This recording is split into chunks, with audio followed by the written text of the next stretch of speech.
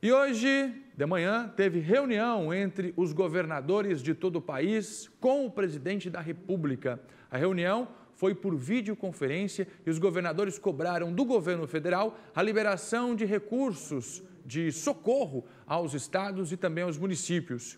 Quem conta mais pra gente é Cláudio Prisco Paraíso, que participa ao vivo agora aqui do SBT Meio-Dia. Oi, Prisco, boa tarde. Boa tarde, Fernando. Boa tarde a todos. E o catarinense Carlos Moisés também participou dessa videoconferência. Desta vez não tivemos aí um presidente agressivo confrontando com alguns governadores, inclusive o bate-papo foi muito amistoso com o próprio governador de São Paulo, João Dória, e inclusive ao lado do presidente, os presidentes da Câmara, Rodrigo Maia, e do Senado, Davi Alcolumbre, também se manifestaram.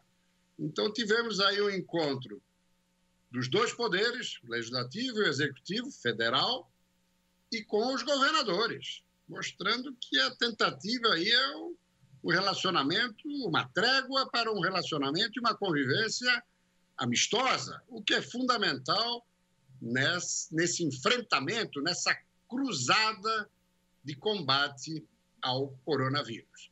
E o presidente foi muito claro.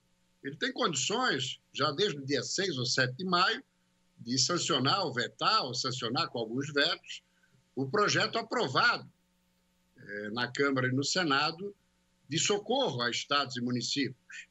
Vai ficar aí em torno de 60 bilhões de reais. Mas tem um ponto em que o presidente precisa vetar e o fará, com os aplausos de todos os brasileiros, evidentemente, que é o congelamento dos servidores federais, estaduais e municipais, no seu salário, até 31 de dezembro de 2021. Não se cogita, evidentemente, de aumento desse funcionalismo. Era só o que faltava. Mas tinha alguns governadores, principalmente lá para o norte e nordeste, que estavam já se assanhando. Vejam só o atrevimento, a petulância, a ousadia. Num momento em que os números da iniciativa privada, dos trabalhadores, é um número preocupante. Se não vejamos, dados oficiais, 8 milhões de trabalhadores da iniciativa privada tiveram o salário cortado ou suspenso o contrato. A expectativa da equipe econômica é de que 73% dos empregados com carteira assinada vão ser atingidos de uma maneira ou de outra. Outros 51 milhões de brasileiros estão recebendo auxílio emergencial de R$ 600 desde o mês de abril. Seriam por 3 meses, abril, maio e junho.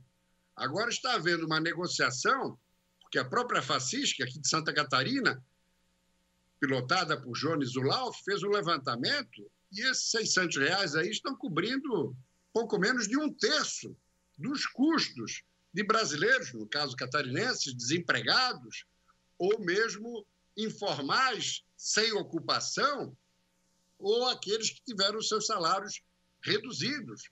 Está cobrindo 1/3. Então, a ideia é esticar por mais 2, 3 meses. Ingressar também em julho, agosto, quem sabe setembro. Só que Paulo Guedes já sinalizou, olha, repetindo o valor de 600 é impossível. Podemos ir até setembro, mas em R$ 200, totalizando os 600 que hoje equivalem a um mês, nesses 3 primeiros meses de apoio.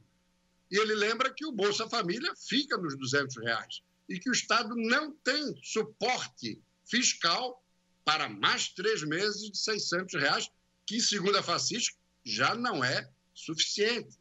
Por isso, uma demonstração clara de que, evidentemente, os servidores têm que abrir mão de qualquer reajuste até o final do ano que vem, para que as contas possam também se organizarem, não apenas na União, mas também nos estados. Essa que é a grande realidade.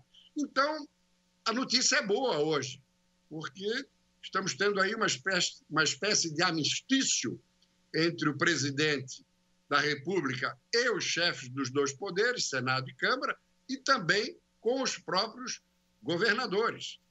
O presidente Jair Bolsonaro, Fernando, prometeu liberar esses recursos ainda no mês de maio. Talvez já venha a sancionar ainda essa semana ou início da próxima, porque os governadores necessitam desses recursos ainda em maio para poder fazer frente, inclusive, à folha de pagamento.